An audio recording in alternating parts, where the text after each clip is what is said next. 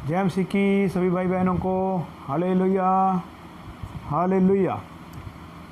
पिछले दिनों में हमने एक संगत की ऑनलाइन जूम पर, और उसमें हमने सीखा कि धर्म के काम, दान पुण्य और बहुत सी ऐसी बातें जो हम धार्मिकपन में करते हैं, ये सब बातें हमें परमेश्वर के राज्य में पहुंचा नहीं सकती। तो ऑनलाइन संगति में जब हम वो वचन प्रचार मैं कर रहा था, तो बहुत से भाई बहनों ने मुझे बाद में बताया कि हमें वो वचन कुछ कटिंग आ रही थी नेटवर्क की वजह से, क्योंकि कुछ लोग हमारे गांव के हैं, वहाँ पे गांव में इतना नेटवर्क नहीं है और अलग अलग तरह के नेटवर्क हैं। तो फिर से उन्होंने कहा कि ये वचन हम फिर से सुनना चाहते हैं। तो मेरी भी ये इच्छा थी कि वचन फिर से हम सुनाएं। तो मैं ये YouTube के माध्यम से वही वचन फिर से मैं दोहराना चाहता हूँ। और ऑनलाइन संगति में भी उस दिन ज़्यादा लोग तो नहीं थे, तो YouTube के माध्यम से ज़्यादा लोगों तक हम ये वचन पहुँचाना चाहते हैं। प्रभु का वचन ज़्यादा से ज़्यादा लोगों तक पहुँचे और ज़्यादा से ज़्यादा लोग बचें। आइए उससे पहले हम एक छोटी प्रार्थना करते हैं। अपनी आंखों को बंद करेंगे, अपने सिरों को झुकाएंगे। सर्वशक्तिमान प्रभु यीशु, तेरी महिमा करते हैं, स्तुति करते हैं, तेरी जय जयकार करते हैं। आज के दिन समय के लिए धन्यवाद करते हैं, आज के वचन के लिए प्रभु जी हम आपसे विनती करते हैं कि वो वचन हम सबको समझ आए। तो आपका पवित्र आत्मा हम सबको गाइड करे, हमारी अगुवाई करे। प्रभु यीशु मसीह, आपका पवित्र आत्मा हम सबको समझाए। और जी परमेश्वर जी, तेरी जय जयकार हो। बहुत से लोग प्रभु जी आपके वचन को सुन करके आपके ऊपर विश्वास करें और बच जाएं, तेरा नाम ऊंचा हो जाए। धन्यवाद हो, धन्यवाद हो। सभी भाई बहनों को आपके हाथों में सौंपता हूँ, आप संभालना। आपका वचन उनको समझ आए, उनकी समझ को, दिल दिमाग को प्रभु जी आपके हाथों में सौंप देता हूँ। धन्यवाद। यीशु मसीह के पवित्र नाम से मांगता हूँ, सुन और कबूल कर। आमीन आमीन। वचन जो है कुछ लंबा होने वाला है, ये कोई टिकटॉक वीडियो नहीं है। मैं पहले भी आपको बता चुका हूँ। कुछ समझना है, अगर कुछ ज्ञान की बातें कुछ समझनी है, कुछ वचन को अच्छे तरीके से समझना है, तो हमें वचन जो है, पूरा वचन हमें सुनना पड़ेगा। बहुत से लोगों को हम देखते हैं, वो वचन मोबाइल के ऊपर ऐसे आगे आगे करके देखते रहते हैं। सबसे पहले तो वो देखते हैं कि ये वचन कितना है, इसका लंबाई चौड़ाई कितनी है, ये वचन कितनी देर का है। अगर वो ज़्यादा लंबा है तो वो आगे आगे करते रहेंगे। उससे कुछ समझ में आती हैं कुछ बातें हमें समझ में नहीं आती हैं। तो धर्म के काम और यीशु, इस विषय के ऊपर हम आज फिर से बात करेंगे। धर्म के काम और प्रभु यीशु, क्या धर्म के काम हमें बचा सकते हैं?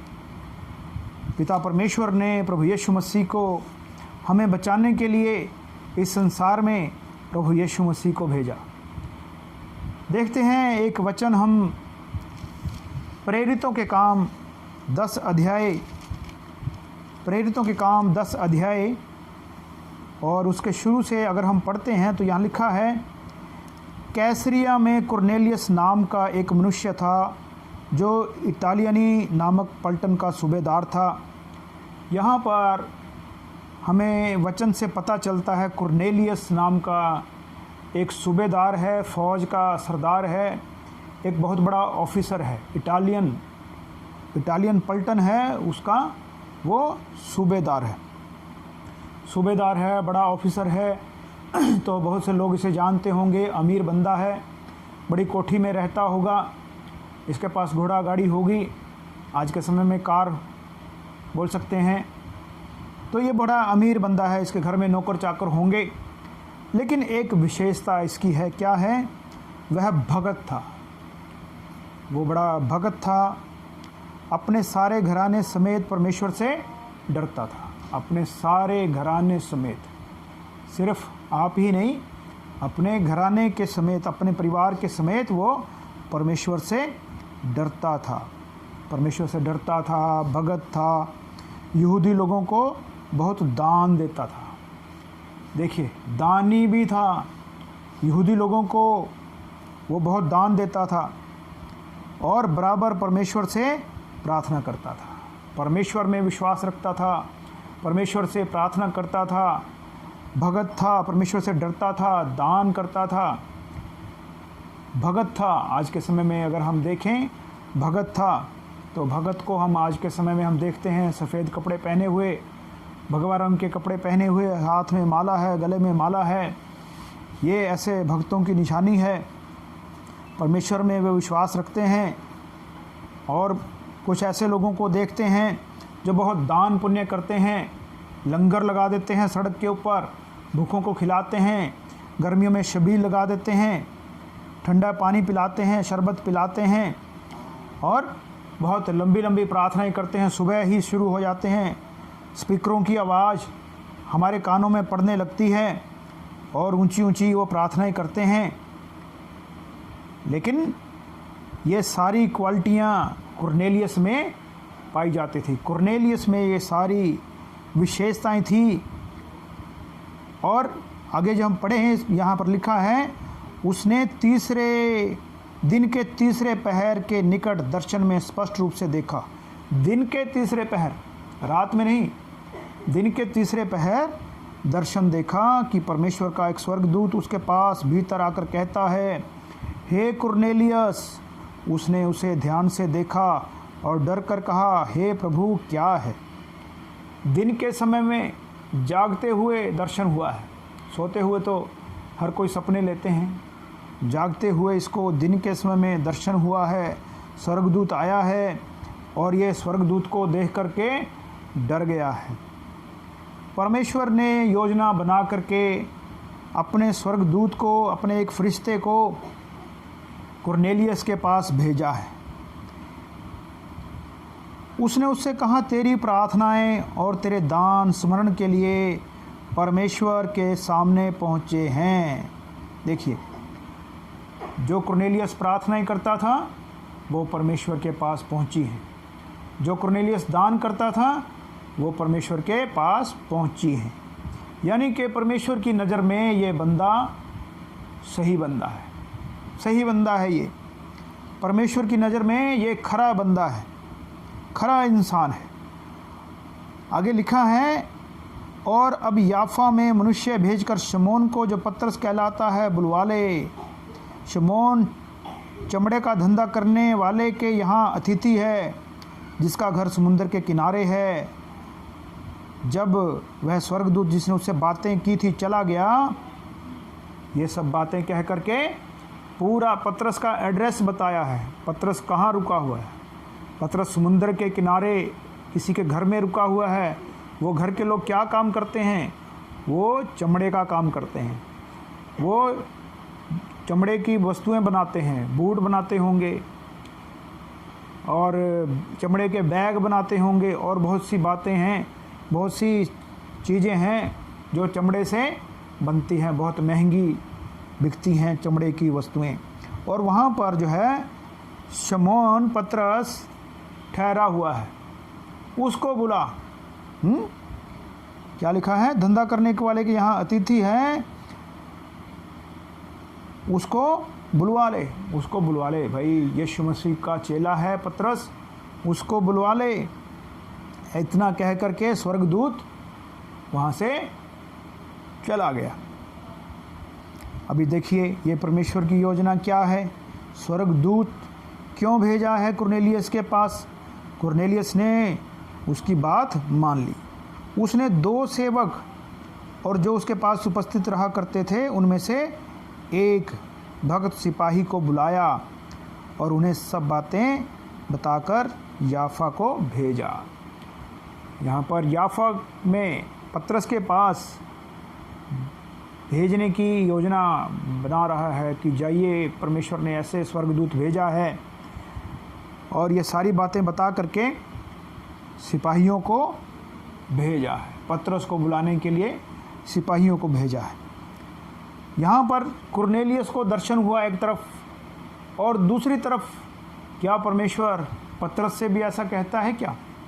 यहाँ पर लिखा है, दूसरे दिन जब वे चलते चलते नगर के पास पहुँचे, तो दूसरे दिन, 2 दिन हो गए भाई, उस समय तो कोई गाड़ियाँ तो नहीं थी, कैसे गए होंगे, ये खच्चर के ऊपर गए होंगे, घोड़े के ऊपर, ऊँट के ऊपर गए होंगे। तो दूसरे दिन वहाँ पर पहुँचे हैं, तो दोपहर के निकट पतरस छत पर प्रार्थना करने चढ़ा। तो दोपहर हो गई है वहाँ पर, और उस तरफ दूसरी तरफ पतरस जो है छत के ऊपर चढ़ा है, छत के ऊपर प्रार्थना करने के लिए अकेले में, ताकि कोई डिस्टर्ब ना करे। अकेले में नीचे तो काम धंधा चलता था, तो पतरस ने सोचा अभी मैं और मेरा प्रभु, कोई तीसरा बंदा बीच में नहीं होना चाहिए। इसलिए पतरस जो है ऊपर चढ़ गया, ऊपर के कमरे में। उसे भूख लगी और कुछ खाना चाहता था, परंतु जब वे तैयारी कर रहे थे तो वह बेसुध हो गया। पतरस प्रचार करके आया होगा कहीं से, प्रभु के बारे में बताया होगा, लोगों को चंगाई दी होगी लोगों को पतरस ने, और घर में आया तो भूख लगी है, खाना वहाँ पर नहीं है, और इतने में खाना बन रहा है। खाना एकदम से तो बनता नहीं है, तो पतरस ने सोचा कि क्यों ना मैं प्रार्थना ही कर लूँ। तो खाना बनने में देर है, और प्रार्थना करने के लिए पतरस ऊपर गया, और वहाँ पर वो पतरस बेहोश हो गया।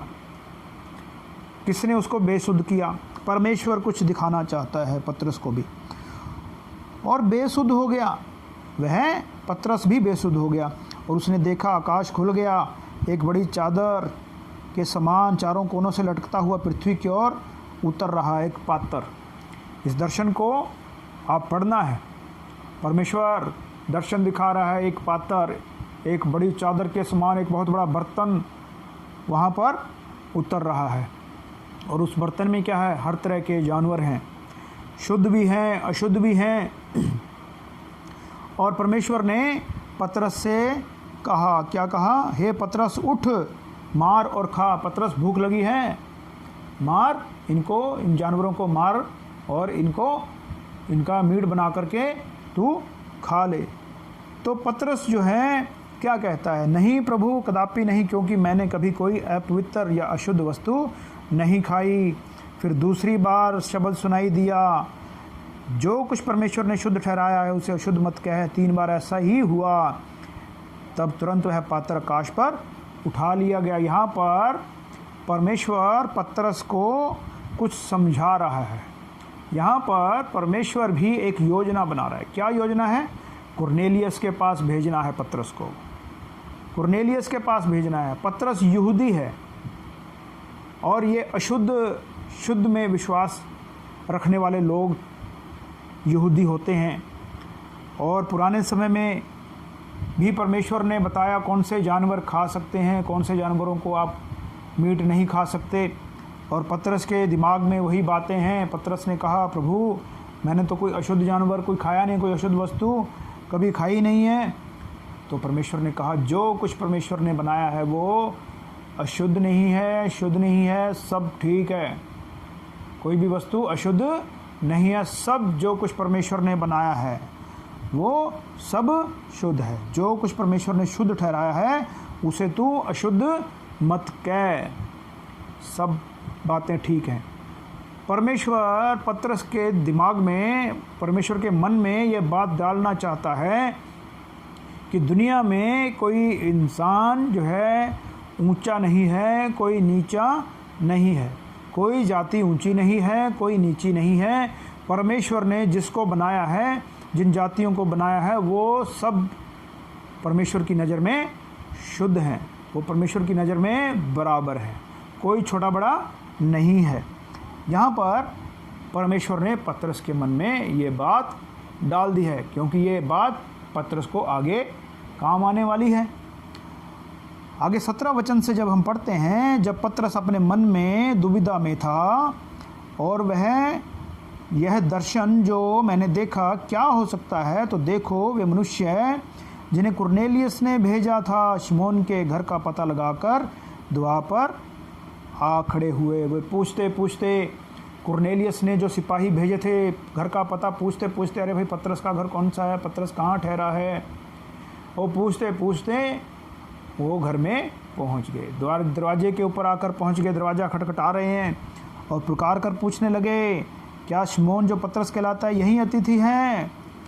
अरे भाई, प्रभु यीशु मसीह का बंदा जो प्रार्थना करता है लोगों के लिए, क्या वो यहीं पर है? क्या इसी घर में ठहरा है वो मेहमान? पतरस तो उस दर्शन पर सोच ही रहा था कि आत्मा ने उससे कहा, देख 3 मनुष्य तेरी खोज में हैं, अतः उठकर नीचे जा और निसंकोच उनके साथ हो ले, क्योंकि मैंने ही उन्हें भेजा है। जब पतरस ने उतरकर उन मनुष्यों से कहा, देखो जिसकी खोज तुम कर रहे हो वह मैं ही हूँ, तुम्हारे आने का क्या कारण है?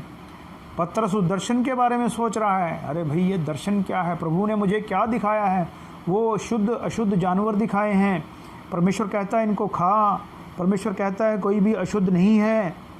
वो इन बातों के विषय में सोच ही रहा है कि 3 मनुष्य आकर खड़े हुए। पतरस सोच ही रहा है।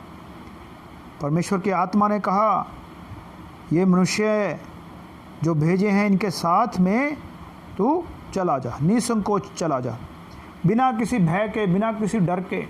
क्योंकि पुराने समय में जब प्रभु यीशु मसीह के लोग प्रचार करते थे, जगह जगह पे जाते थे, वो छुप छुप के जाते थे, क्योंकि वो सताव का समय था। लोग पकड़ पकड़ के मसीहियों को मार देते थे। मसीही कौन थे? जो मसीह का प्रचार करते थे। आज के समय में हम देखते हैं मसीह का प्रचार तो करते नहीं, लेकिन कहलाते मसीही हैं।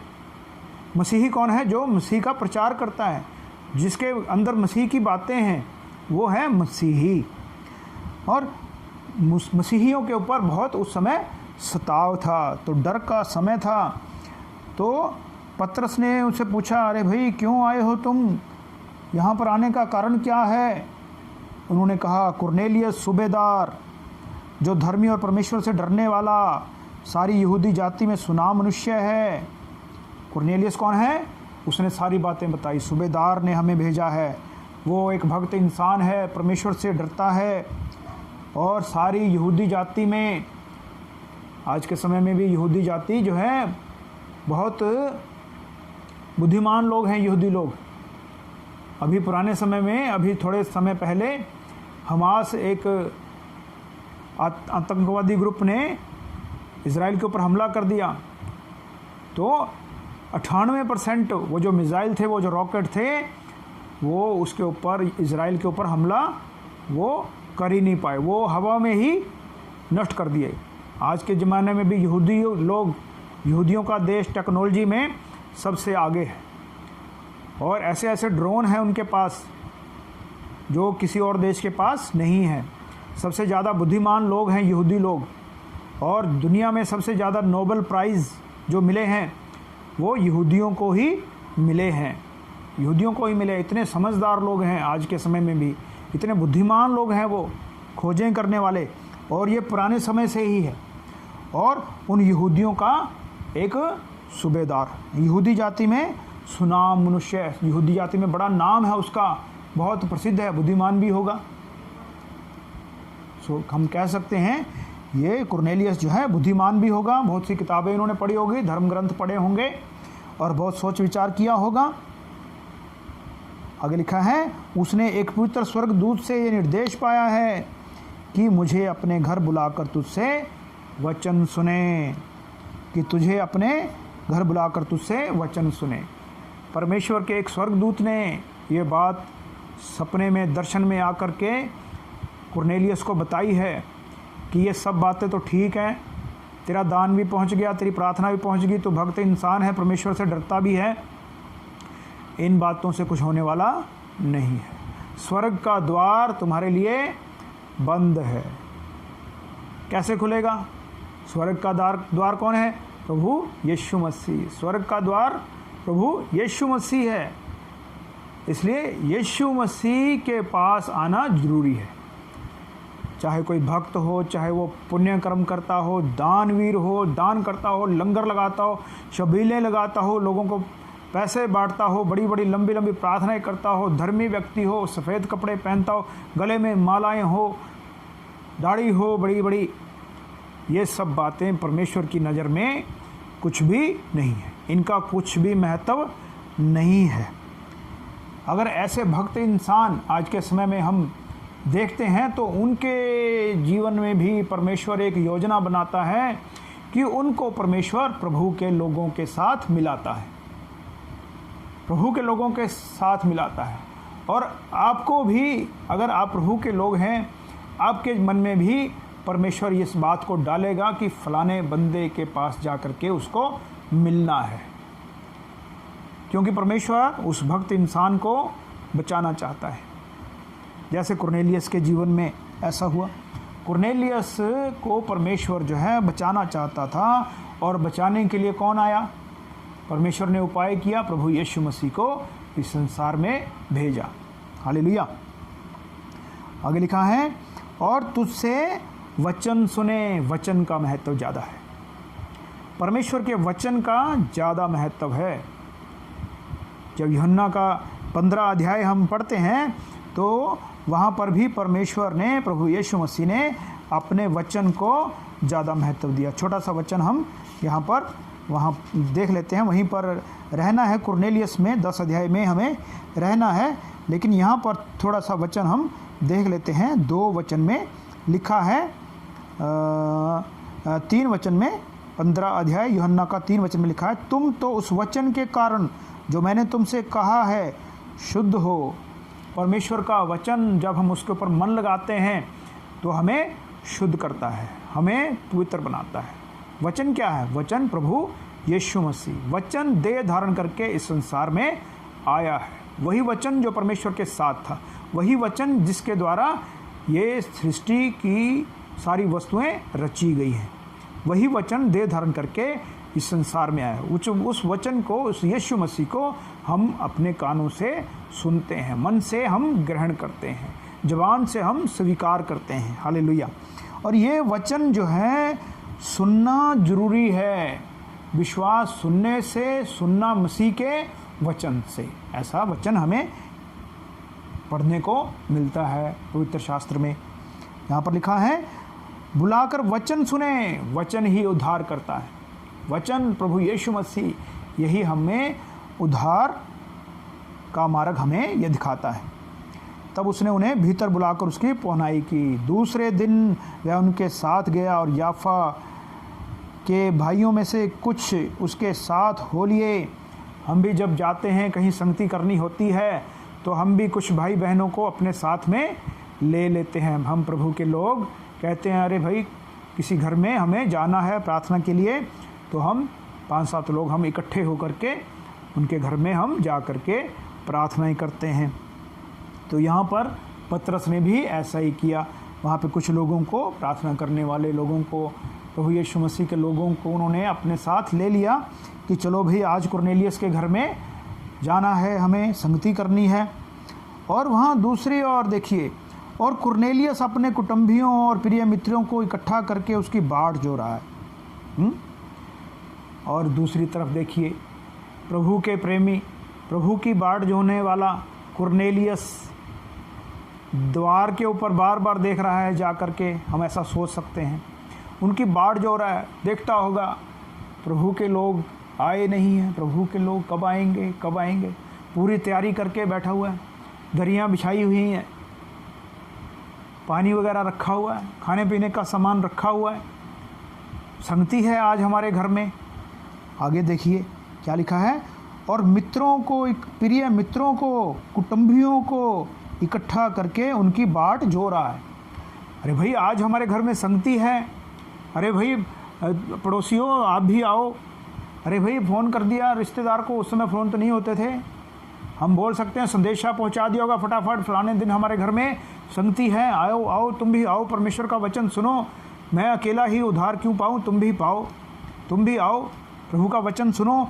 और वहाँ पे रिश्तेदार, दोस्त, मित्र, सगे संबंधियों को कुरनेलियस ने इकट्ठा कर लिया कि सिर्फ मैं ही ना बचूं, दूसरे लोग भी बचना चाहिए। जब पतरस भीतर आ रहा था तो कुरनेलियस ने उससे भेंट की, उसके पांव पर गिरकर उसे प्रणाम किया। पतरस भीतर आ रहा था, पतरस आ रहा है, गया होगा, पाँव पर गिर के नमस्कार किया होगा। हम भी जब किसी के घर में जाते हैं तो हमें भी हमें भी कुछ लोग हमारे पाँव छूते हैं, हमारा इज्जत सम्मान करते हैं, लेकिन वचन इसके बारे में क्या कहता है? परंतु पतरस ने उसे उठाकर कहा, खड़ा हो, मैं भी तो मनुष्य हूँ, मैं भी तो मनुष्य हूँ। अरे भाई, मुझे पाँव स्पर्श मत करो, इससे कुछ होने वाला नहीं है। किसी को मत्था टेकने से कुछ होने वाला नहीं है। वचन पर विश्वास करने से उद्धार होगा, वचन को मानने से, आज्ञा पर चलने से उद्धार होगा। ऐसे मत्था टेकने से कुछ होने वाला नहीं है। इज्जत ठीक है, इज्जत हमें करनी है प्रभु के लोगों की, लेकिन ज़्यादा हमें वचन के ऊपर ध्यान देना है। पतरस ने कहा, मैं भी तो मनुष्य हूँ, मुझ में तुम में कोई फ़र्क नहीं है, जैसा तू है वैसा ही मैं हूँ। वही बातें, वही दर्शन की बातें अब पतरस के मन में आ रही हैं कि परमेश्वर की नज़र में कोई छोटा नहीं है, कोई बड़ा नहीं है, हम सब मनुष्य एक समान हैं। हालेलुया। ये बंटवारा जो हम आज के समय में देखते हैं, ये सब ये शैतान की बातें हैं, ये शैतान की बातें हैं। बंटवारा, ऊंच नीच, ये सब बातें परमेश्वर की ओर से ये नहीं है। हम देखते हैं आगे वचन में, और उसके साथ बातचीत करता हुआ भीतर गया और बहुत से लोगों को इकट्ठे देखकर उससे कहा। पतरस हैरान हो गया, अरे भाई, इतने लोग, पूरा घर भर गया, इतने लोग संगति में आए हैं। हमें भी इन बातों की ओर ध्यान देना है। प्रभु के लोग जब आपके घर में आएँ, संगति करने के लिए आएँ, तो आप भी ऐसे ही करना है, कुरनेलियस की तरह। अपने अड़ोसी पड़ोसियों को, अपने कुटुंबियों को, अपने रिश्तेदारों को अपने घर में बुलाना है, ताकि वो भी बचें, वो भी परमेश्वर का वचन उनके कानों में भी पहुँचे, उनके मन में भी परमेश्वर का वचन पहुँचे और वो भी उद्धार पालें। यहाँ पर लिखा है 28 वचन में, उसने उनसे कहा, तुम जानते हो अन्य जाति की संगति करना या उसके यहाँ जाना यहूदी के लिए अधर्म है। यहूदी लोग जो हैं अपने को बहुत ऊंचा समझते हैं। अन्य जाति के लोग जो हैं उनके जहाँ यहूदी लोग जाते नहीं हैं, उनके घर में भी नहीं जाते। खाना पीना तो बहुत दूर की बात है, ये अधर्म की बात है, ये छुआछात की बात है। ये यहूदियों में उस समय होता था। परंतु परमेश्वर ने मुझे बताया, किसी मनुष्य को अपवित्र या अशुद्ध ना कहूँ। वही दर्शन, अभी उस दर्शन की बातें पतरस को याद आ रही हैं। परमेश्वर ने पहले से ही पतरस के मन में वो बातें डाल दी हैं, जिसको परमेश्वर ने बनाया है, शुद्ध ठहराया है, उसे तू अशुद्ध मत कह। परमेश्वर की नज़र में कोई भी अपवित्र नहीं है, कोई भी अशुद्ध नहीं है। हम सब इंसान परमेश्वर की नज़र में बराबर हैं। इसलिए जब बुलाया गया तो बिना कुछ कहे चला आया। इसलिए मैंने कोई शंका नहीं की, मैं बस, मुझे बुलाया और मैं आ गया। अब पूछता हूँ, मुझे किस काम के लिए बुलाया है? अब कुरनेलियस ने वही बातें फिर से बता दी हैं कि ऐसे ऐसे हुआ, मुझे दर्शन हुआ, चमकीला वस्त्र पहने हुए स्वर्गदूत आया और उसने मुझसे ऐसी ऐसी बातें कही कि तुम्हारी प्रार्थना, तुम्हारे दान जो है पहुंच गए हैं, लेकिन ये पहुंचने से कुछ होने वाला नहीं है। जब तक यीशु को कबूल नहीं करोगे, कुछ होने वाला नहीं है। लिखा है, तेरी प्रार्थना सुन ली गई है, तेरे दान परमेश्वर के सामने स्मरण किए गए हैं। इसलिए मैंने परमेश्वर की बात मान करके, हे पतरस जी, आपको बुलाया है। और 34 वचन में लिखा है, अब मुझे निश्चय हुआ कि परमेश्वर किसी का पक्ष नहीं करता, परमेश्वर किसी का पक्षपात नहीं करता, वरन हर जाति जो उससे डरता है, जाति में जो उससे डरता है, धर्म के काम करता है, उसे भाता है। हर जाति में जो धर्म के काम करता है उसे परमेश्वर को अच्छा लगता है, और परमेश्वर योजना बनाता है और उसको प्रभु यीशु मसीह के लोगों के साथ मिलवाता है। अब वो विश्वास करें या ना करें, ये बाद की बात है। बहुत से लोगों का ये विश्वास है, हमारे बहुत से गुरु हैं, हमारे बहुत से भगवान हैं, हमारे बहुत से और देवी देवताएं हैं, तो वो यीशु मसीह उनका है, तो ये हमारे हैं। ऐसे लोगों के मन में ऐसी बातें होती हैं, लेकिन परमेश्वर योजना बनाता है। उनको यीशु मसीह के लोगों से, यीशु मसीह के वचन से उनकी मुलाकात करवाता है, लेकिन लोगों को यीशु मसीह का नाम सुन करके करंट लगता है। वो यीशु मसीह को अंग्रेज़ों का गुरु, ईसाइयों का गुरु, ऐसी बहुत सी बातें वो कहते हैं, जबकि वचन में ऐसी बातें नहीं है। परमेश्वर ने योजना बनाई और परमेश्वर उस योजना के तहत मनुष्य को बचाना चाहता है। और यहाँ पर पतरस ने शुरू किया, उनको प्रभु यीशु मसीह के बारे में वचन सुनाया कि वो कैसे लोगों के लिए प्रार्थनाएं करता फिरा, वो लोगों को अच्छा काम करता फिरा। उसने बहुत से अंधों को आंखें दी, उसने मुर्दों को जिलाया, उसने प्रभु यीशु मसीह ने जो है लंगड़ों को चलाया। ऐसे बहुत से काम प्रभु यीशु मसीह के उस संगति में वो प्रचार करना पतरस ने शुरू कर दिया। और ये सब बातें हमारे सामने हुई, पतरस कहता है, और हम सब उन बातों के हम गवाह हैं। हमने अपनी आँखों से ये बातें देखी हैं, पर लोगों को, धर्म के ठेकेदारों को ये बातें पसंद नहीं आई और उनको जो है जलन में भर करके सलीब के ऊपर उनको टांग दिया। प्रभु यीशु मसीह को सलीब के ऊपर चढ़ा करके मार दिया। आगे लिखा है 40 वचन में, उसको परमेश्वर ने तीसरे दिन जिलाया, प्रकट भी कर दिया है। हालेलुया।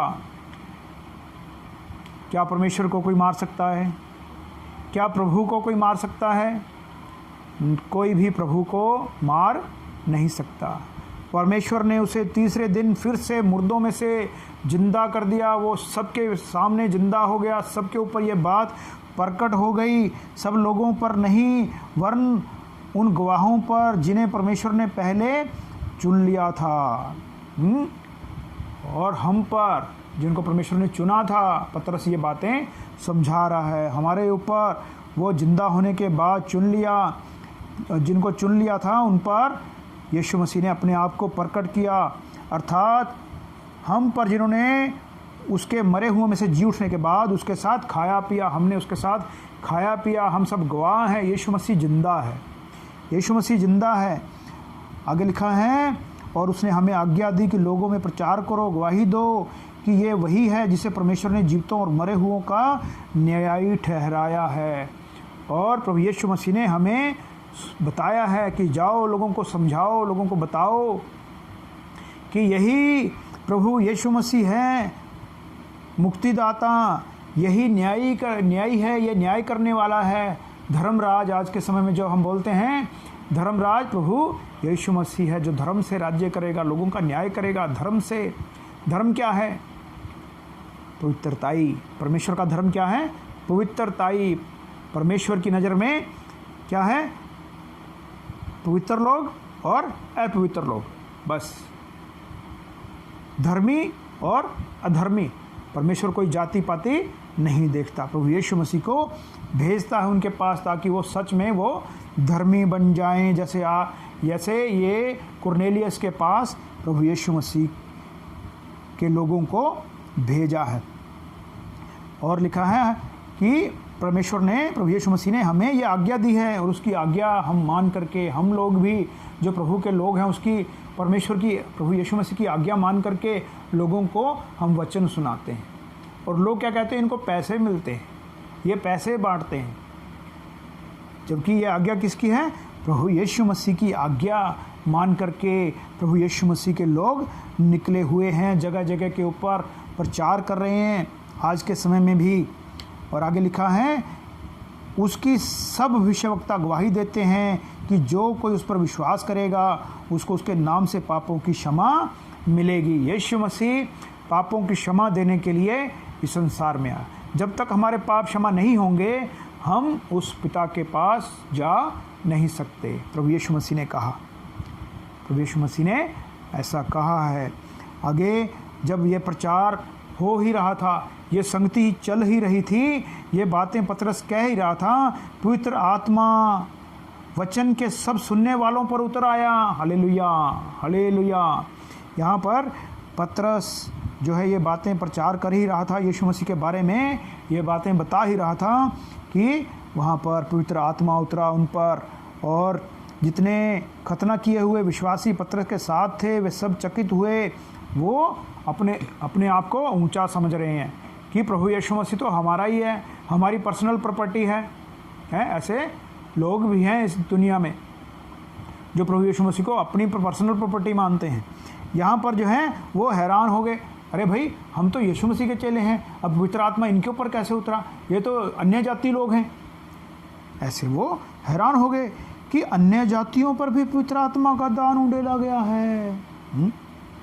अरे कैसे हो गया, हम तो प्रभु के लोग हैं, हम चुने हुए लोग हैं, हमारे ऊपर ही परमेश्वर का आत्मा उतरेगा, तो ये कौन लोग हैं।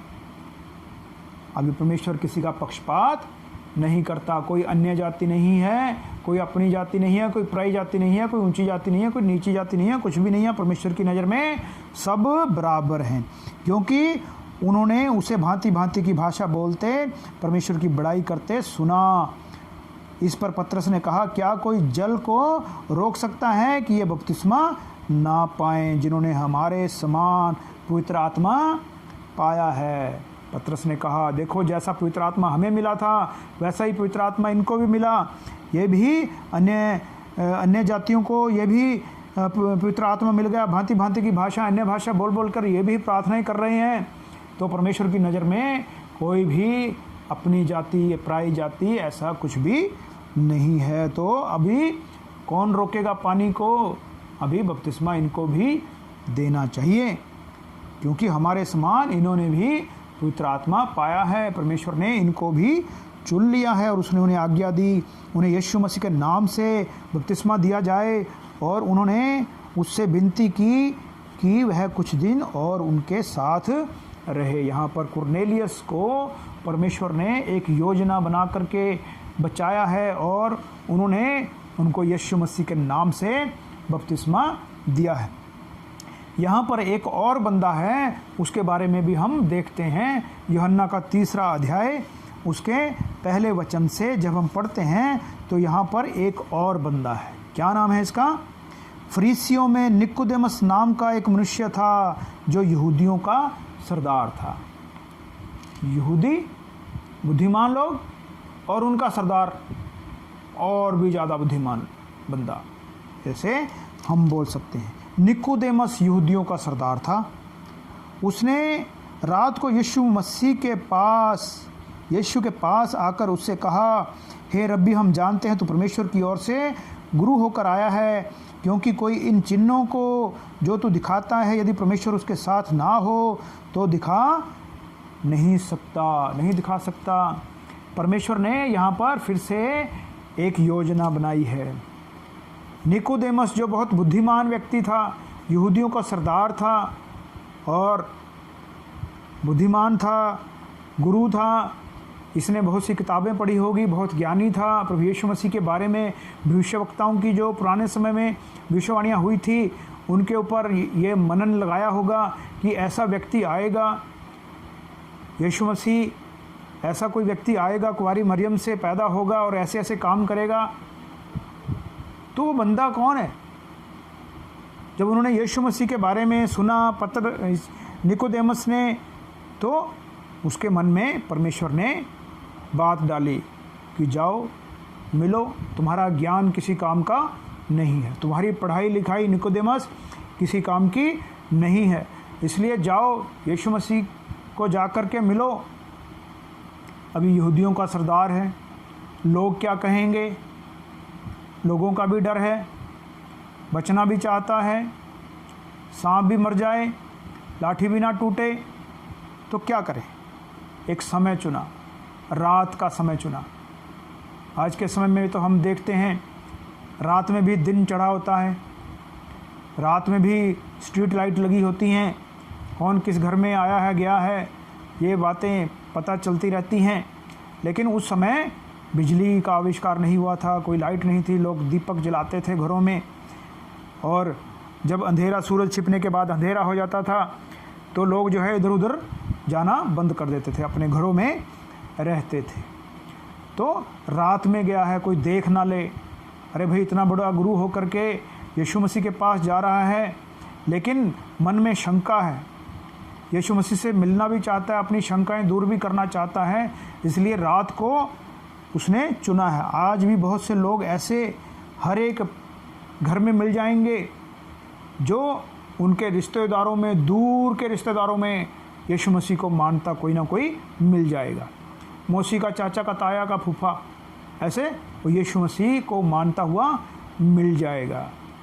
और छुप छुप के भी ऐसे बहुत से लोग मिल जाएंगे जो यीशु मसीह को छुप छुप के आज भी मानते हैं। हालेलुया। यहाँ पर लिखा है कि मैं जानता हूँ कि परमेश्वर तुम्हारे साथ है और इसीलिए ये बड़े बड़े काम ये हो रहे हैं, चमत्कार हो रहे हैं, अंधे देख रहे हैं, लंगड़े चल रहे हैं, मुर्दे जिंदा हो रहे हैं। तो परमेश्वर आपके साथ है तभी ये बातें हो रही हैं। यीशु ने उसको उत्तर दिया, मैं तुझसे सच सच कहता हूँ, यदि कोई नए सिरे से ना जन्मे तो परमेश्वर का राज्य देख नहीं सकता। अभी यीशु मसीह तो खुद परमेश्वर हैं, उसको पता है ये निकोदेमस क्यों आया है मेरे पास। तो प्रभु यीशु मसीह ने ज़्यादा समय व्यर्थ गवाए, सीधा टू द पॉइंट बात की है, सीधा निशाना लगाया है प्रभु यीशु मसीह ने। जिस मकसद के लिए प्रभु यीशु मसीह को परमेश्वर ने भेजा है, प्रभु यीशु मसीह ने सबसे पहले वही बात निकोदेमस के ऊपर प्रकट की है। मैं तुमसे सच सच कहता हूँ, नए सिरे से जब तक कोई पैदा नहीं होगा वो परमेश्वर के राज्य में जा नहीं सकता। निकोदेमस, बाइबल ज्ञानी ऐसा बोलते हैं कि निकोदेमस की उम्र जो है 80 के ऊपर थी और उस समय प्रभु यीशु मसीह ने 30 की उम्र में प्रचार करना शुरू किया और 33 साल की उम्र में प्रभु यीशु मसीह को सलीब के ऊपर चढ़ा दिया गया और 3 साल प्रभु यीशु मसीह ने प्रचार किया, ऐसे बाइबल ज्ञानी बोलते हैं। और ये निकोदेमस बहुत बूढ़ा है और ये क्या कहता है, ये अपने बारे में कहता है, मनुष्य जब बूढ़ा हो गया तो कैसे जन्म ले सकता है, क्या वह अपनी माता के गर्भ में दूसरी बार प्रवेश करके जन्म ले सकता है।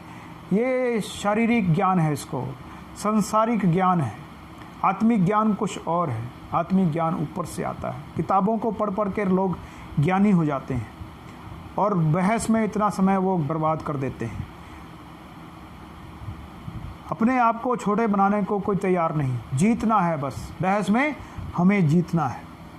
तो यहाँ पर जो है निकोदेमस को संसारिक ज्ञान तो बहुत है, कहता है अपने ऊपर ही लागू करता है ये बात को, जब इंसान बूढ़ा हो गया तो माता के गर्भ में दूसरी बार जा कर के कैसे जन्म ले सकता है। यीशु ने उससे कहा, मैं तुझसे सच सच कहता हूँ, जब तक कोई मनुष्य जल और आत्मा से ना जन्मे तो परमेश्वर के राज्य में प्रवेश नहीं कर सकता। जल और आत्मा से जन्म, विश्वास करना, बपतिस्मा लेना, पवित्र आत्मा पाना, ये सब बातें नया जन्म देती हैं। और दूसरी बातें, यीशु मसीह के ऊपर विश्वास करना, जीवन का जल यीशु मसीह है,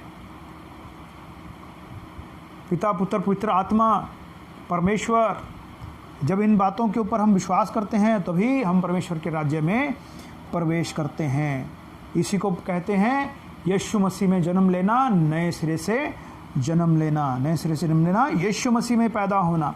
क्योंकि जो शरीर से जन्मा है वो शरीर है और जो आत्मा से जन्मा है वो आत्मा है। हम शरीर से जन्म लेते हैं, अपने माँ बाप के द्वारा शरीर से जन्म लेते हैं, लेकिन जब हम यीशु मसीह के ऊपर विश्वास करते हैं तब हमारा आत्मिक जन्म होता है। आत्मिक जन्म कौन देता है? जैसे हमारा खुद से शारीरिक जन्म नहीं हुआ, वैसे हम खुद से ज्ञान प्राप्त करके, किताबें पढ़ पढ़ के हम आत्मिक जन्म नहीं ले सकते। उसके लिए हमें यीशु मसीह के पास आना होगा, जल से और आत्मा से जन्म लेना होगा। हालेलुया। आगे बहुत सी बातें यहाँ पर होती गई, बहुत सी बातें निकोदेमस और यीशु मसीह के पास होती रही, के बीच में होती रही। और जब हम पढ़ते हैं निकोदेमस जो है प्रभु यीशु मसीह को जब सलीब के ऊपर चढ़ाकर मार दिया गया तो यीशु मसीह की जब लाश को लेने के लिए, उसकी डेड बॉडी को लेने के लिए आए हैं तो उसमें निकोदेमस भी था। यानी कि यीशु मसीह ने जो है निकोदेमस को बचा लिया। यीशु मसीह का गुप्त चेला निकोदेमस बन गया था और उसने भी उद्धार पा लिया था, बूढ़ा होकर के भी उद्धार पा लिया था। आज के समय में हम देखते हैं किसी बुजुर्ग व्यक्ति को हम वचन सुनाते हैं तो कहता है, अरे भाई मेरी तो उम्र निकल गई, अब तू मुझे सिखाएगा? हैं, हम जो उससे छोटे होते हैं, 30-40 साल के जब होते हैं, वो 60-70 साल का जो बंदा होता है, वो जो है बुज़ुर्ग माता होती है, बुज़ुर्ग बापूजी होते हैं, पिताजी होते हैं, वो कहते हैं अरे भाई तू हमें सिखाएगा, हमारी तो सारी उम्र निकल गई। तो यहाँ पर जो है निकोदेमस ने बुज़ुर्ग होकर के बुढ़ापे में उद्धार पा लिया। हालेलुया। इसको हम जो है, इसका खास वचन जो है हम पढ़ लेते हैं। देखिए यहाँ पर खास वचन हम पढ़ेंगे। जब 10 वचन में हम पढ़ते हैं तो लिखा है, ये सुनकर यीशु ने उससे कहा, तू इज़राइलियों का गुरु होकर भी क्या इन बातों को नहीं समझता? अरे जो भी तुम्हारा ज्ञान है वो सांसारिक ज्ञान है, वो शारीरिक है। तू अपने आप को गुरु कहता है, लेकिन तुम्हें ये बातें मालूम नहीं है। तो आगे जब हम वचन पढ़ते हैं तो 12 वचन में लिखा है, जब मैंने तुमसे पृथ्वी की बातें कही तो तुम विश्वास नहीं करते, यदि मैं तुमसे स्वर्ग की बातें कहूँ तो फिर कैसे विश्वास करोगे? प्रभु यीशु मसीह ने हवा का उदाहरण दिया कि हवा जिधर जाती है, ऐसा उदाहरण दे करके पृथ्वी की बातें बता करके दृष्टांत के रूप में प्रभु यीशु मसीह ने निकोदेमस को समझाने की कोशिश की। और ये पृथ्वी की बातें तुम्हें समझ में नहीं आ रही, और जब मैं स्वर्ग की बातें कहूँगा तो तुम कैसे विश्वास करोगे? कैसे विश्वास करोगे? कोई स्वर्ग पर नहीं चढ़ा, केवल वही जो स्वर्ग से उतरा, अर्थात मनुष्य का पुत्र जो स्वर्ग में है। हालेलुया। स्वर्ग से आया प्रभु यीशु मसीह और स्वर्ग पर वापस चला गया। हम लोग जो है मिट्टी से आए हैं और मिट्टी में ही चले जाएंगे। हमारी आत्मा प्रभु के पास चली जाएगी, न्याय के दिन चली जाएगी। तब तक इस विषय के ऊपर हम कभी फिर बाद में बात करेंगे, विश्राम में तब तक रहेगी। लेकिन यहाँ पर निकोदेमस जो है प्रभु यीशु मसीह का चेला बन गया है। और यहाँ पर हम एक वचन और पढ़ते हैं, प्रेरितों के काम 16 अध्याय उसके 13 वचन से। प्रेरितों के काम 16 अध्याय और उसके 13 वचन से। यहाँ पर एक बहन है, बहन का नाम क्या है? लुदिया है। लुदिया, बहन का नाम लुदिया है।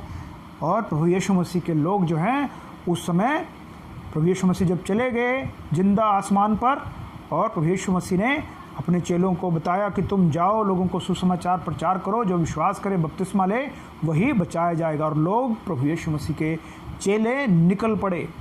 और आज दुनिया में जगह जगह पर प्रभु यीशु मसीह के चेले लोगों को प्रचार कर रहे हैं। और उस समय लोग जो हैं, यहूदी लोग, उस समय की रीत थी सबत का दिन मनाते थे। और सबत के दिन वो किसी आराधनालय में, किसी मंदिर में वो इकट्ठा होते थे प्रार्थना करने के लिए। क्या प्रार्थना करते थे? हे परमेश्वर मसीहा को भेज, हे परमेश्वर मसीहा को भेज। मसीहा आकर चला भी गया, और वो आज भी सबत के दिन जो है मंदिर में इकट्ठा होते हैं। और परमेश्वर के लोग, प्रभु यीशु मसीह के लोग सबत के दिन जा कर के उनको समझाते थे, अरे भाई जिस बात के लिए तुम प्रार्थना कर रहे हो वो यीशु मसीह मसीहा तो आकर चला भी गया।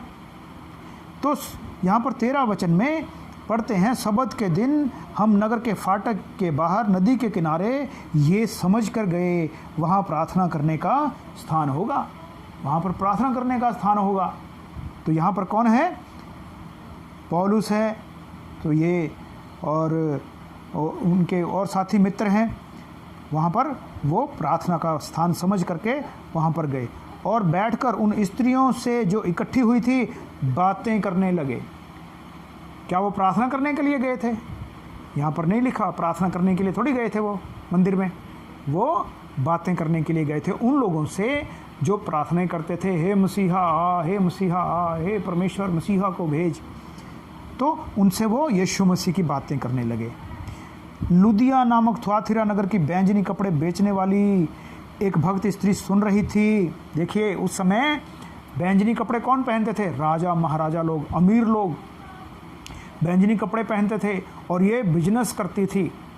इसकी हो सकता बहुत बड़ी दुकान हो बैंजनी कपड़ों की, बहुत महंगे कपड़े, ब्रांडेड, आज के समय में हम बोल सकते हैं ब्रांडेड कपड़े की दुकान थी, और बहुत अमीर थी, और जो है भगत थी, सुन रही थी, परमेश्वर का वचन सुन रही थी। प्रभु यीशु मसीह के वचन के ऊपर इसने मन लगाया।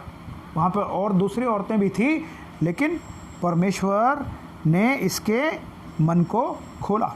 प्रभु ने उसका मन खोला और वह पौलुस की बातों पर चित्त लगाए। वो पौलुस की बातों को वो ध्यान से सुनने लगी। पौलुस की बातों को चित्त लगा करके प्रभु का वचन सुनने लगी। जब उसने अपने घराने समेत बपतिस्मा लिया, जो विश्वास करे वो बपतिस्मा ले। यहाँ पर लुदिया ने विश्वास किया। लुदिया ने जाकर के अपने घर में बताया, अपने लोगों को बताया, उन्होंने भी विश्वास किया। पहले विश्वास फिर बपतिस्मा, पहले विश्वास फिर बपतिस्मा। जो कोई विश्वास करेगा वो बपतिस्मा पाए, है ना। ऐसे लिखा है वचन में। उसने अपने घराने समेत बपतिस्मा लिया, यानी कि विश्वास कर लिया होगा, इसने विश्वास किया होगा, तभी तो ये इसने जो है बपतिस्मा लिया अपने घराने समेत। अपने घराने समेत जो है बपतिस्मा लिया। तो उसने उनसे विनती की कि तुम मुझे प्रभु की विश्वासनी समझते हो तो चलकर मेरे घर में रहो, और वह हमें मनाकर ले गई। क्या घराने समेत बपतिस्मा ले लिया और अपने घर में ले गई, घर में संगति की और प्रभु की चेली बन गई। ये भी, इसका भी उद्धार हो गया। ये अमीर औरत थी और इसका भी उद्धार हो गया। और हमारे जो है धर्म के काम जो है, जो हम दुनिया में करते हैं, वो सब क्या है, वो किसी काम के नहीं है। हमारी प्रार्थनाएं यीशु के बिना बेकार है। हमारे दान पुण्य यीशु के बिना बेकार हैं। जब हम यशाया 64 अध्याय और उसका 6 वचन पढ़ते हैं, 64 अध्याय यशाया नबी यहाँ पर लिखते हैं, हम तो सब के सब अशुद्ध मनुष्य के से हैं, हमारे धर्म के काम सब के सब मैले चित्रों के समान है। धर्म के काम क्या है? मैले चित्रों के समान है। परमेश्वर की नज़र में उनकी कोई भी वैल्यू नहीं है, कोई कीमत नहीं है। लेकिन हमारे धर्म के कामों को देख करके परमेश्वर योजना बना सकता है।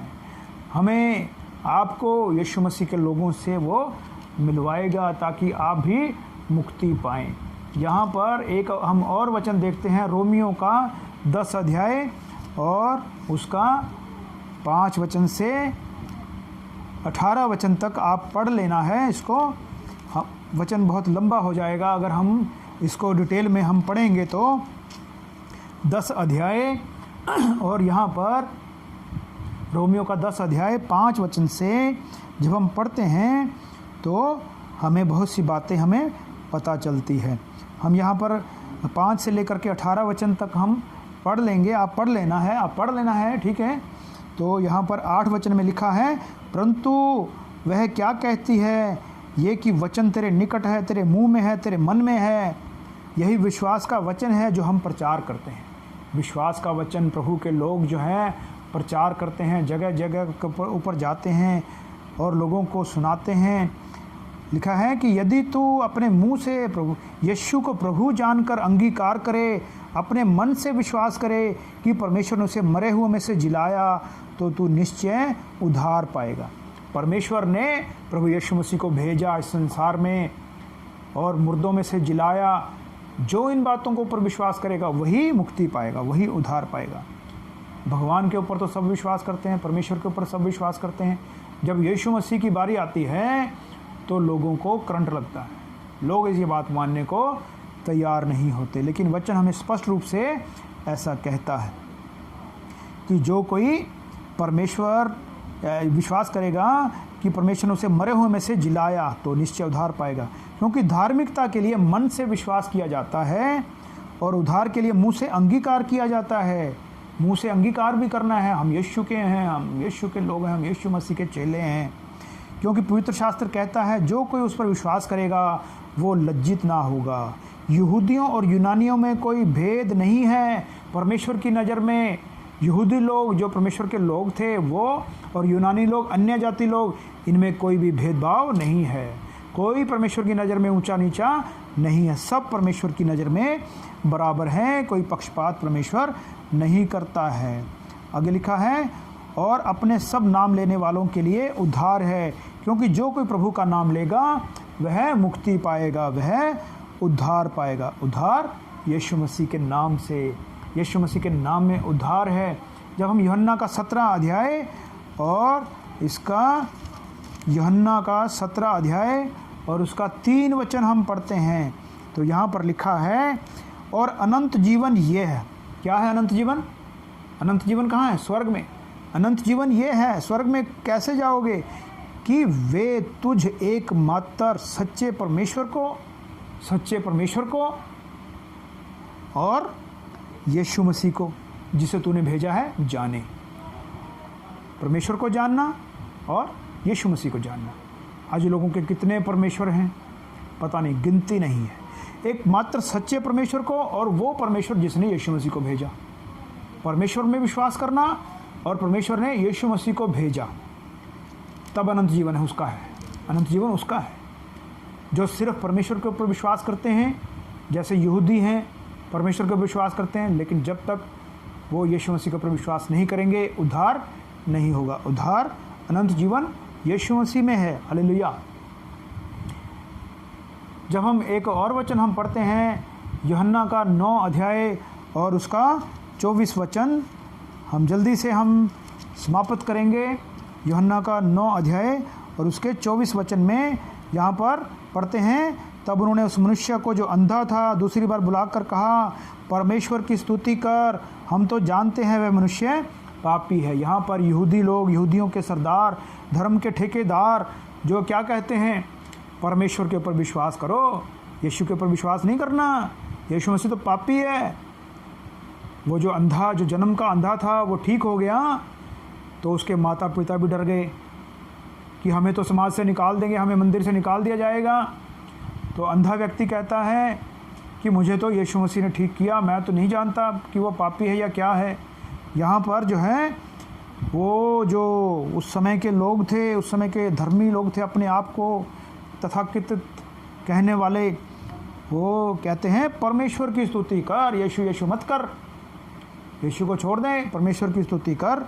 वो मनुष्य जिसको तुम यीशु कहते हो वो तो पापी है, परमेश्वर पापियों की नहीं सुनता। लेकिन यीशु मसीह की तो सुन ली। वो अंधा जो है, जन्म का अंधा, वो ठीक हो गया। इसका मतलब यीशु मसीह क्या पापी है? यीशु मसीह तो पवित्र है। यीशु मसीह पवित्र कुंवारी मरियम से इस संसार में आया, वो पवित्र है, उसमें कोई दोष नहीं है, वो पवित्र है। यीशु मसीह के अलावा और कोई पवित्र नहीं है। यूहन्ना का 14 अध्याय जब हम 6 वचन से हम पढ़ते हैं, जल्दी से हम पढ़ेंगे इसको। यूहन्ना का 14 अध्याय 6 वचन से लिखा है, यीशु ने उससे कहा, मार्ग और सत्य और जीवन मैं हूँ। प्रभु यीशु मसीह ने यहाँ पर स्पष्ट रूप से कहा है, बिना मेरे द्वारा कोई पिता के पास नहीं पहुँच सकता। अरे जितना मर्जी तुम दान पुण्य कर लो, प्रार्थनाएं कर लो, जितने मर्जी तुम चिट्टे कपड़े पहन लो, सफ़ेद कपड़े पहन लो, भगवे कपड़े पहन लो, गले में माला डाल लो, हाथ में माला पकड़ लो, सिर पे माला बांध लो, जो मर्जी करो, प्रभु यीशु मसीह कहते हैं मार्ग, सत्य और जीवन मैं हूँ। बिना मेरे द्वारा कोई यीशु मसीह के पास पहुँच नहीं सकता। मैं उदाहरण देता हूँ, बहुत बार संगति में भी, बिना ब्यूटी पार्लर के पास जाए कोई बहन शादी में नहीं जाती, बिना टेलर के पास, बिना दर्जी के पास, बिना बुटीक के पास जाए कोई शादी में जा नहीं सकता। क्यों? क्या करते हैं?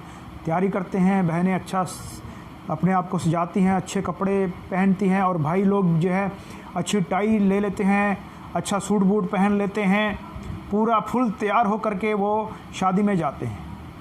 ऐसे ही प्रभु यीशु मसीह इस दुनिया में आया, हमें तैयार करने के लिए आया, हम पापियों को अपने लहू से नहलाने के लिए आया, ताकि हम उस परमेश्वर के पास जा सकें, उसके घर में हम जा सकें। साफ़ सुथरे बनाने के लिए प्रभु यीशु मसीह इस दुनिया में आया। प्रभु यीशु मसीह हमें कोई ईसाई बनाने के लिए नहीं आया, हमारा धर्म बदलने के लिए नहीं आया।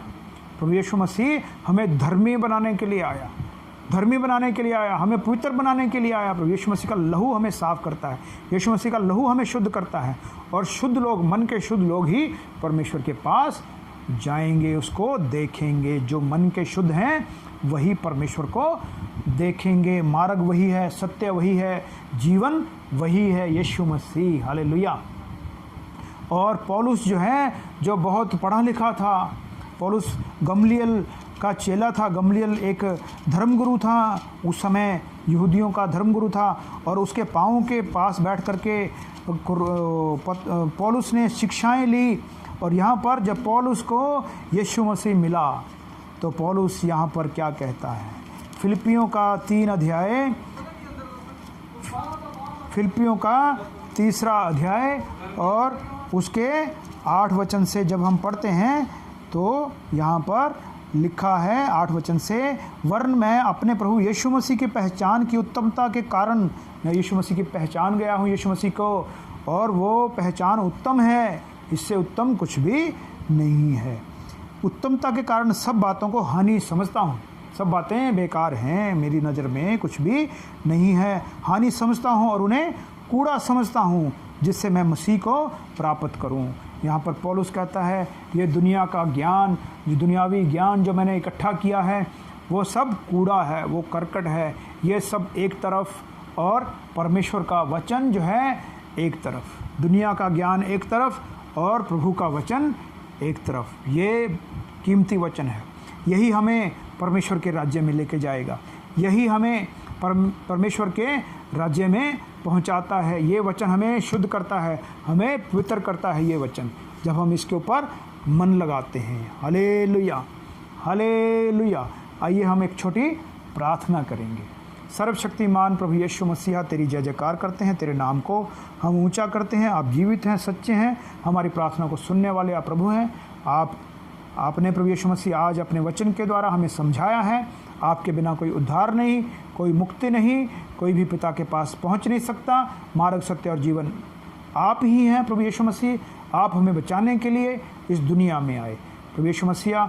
आज आपके वचन के द्वारा बहुत से भाई बहन प्रभु जी आपके ऊपर विश्वास करें और मुक्ति पाएं।